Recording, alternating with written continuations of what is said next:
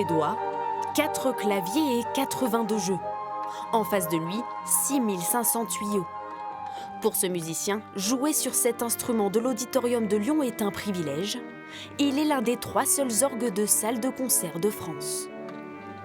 En tant qu'organiste, on joue principalement dans des églises, donc ce sont des lieux qui ont une acoustique très différente. Là, je suis à plusieurs mètres des tuyaux, ce qui me permet d'avoir un résultat assez proche de ce que l'auditeur, qui est à quelques mètres seulement, va entendre. Généralement, quand on joue de l'orgue dans une église, on est juste en dessous des tuyaux, et donc on entend moins bien. Là, on peut profiter pleinement du rendu final, et c'est vraiment une chance, et c'est super.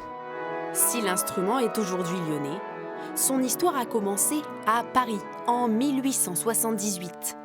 Il était la star du Trocadéro quand il a été construit pour l'exposition universelle. Remonté en 1939 dans le nouveau palais de Chaillot, il est transféré 40 ans plus tard ici, à l'Auditorium de Lyon. Depuis, il a continué à se moderniser avec une nouvelle console, il y a moins de 2 ans. Mais sur le bourdon de pédale, du coup maintenant on a un côté et dans la première octave, il sonne bien dans la première octave.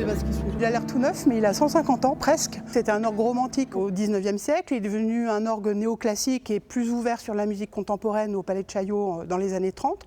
Et chez nous, c'est vraiment maintenant un orgue qui embrasse toute l'histoire de la musique et de la musique baroque jusqu'à la création contemporaine.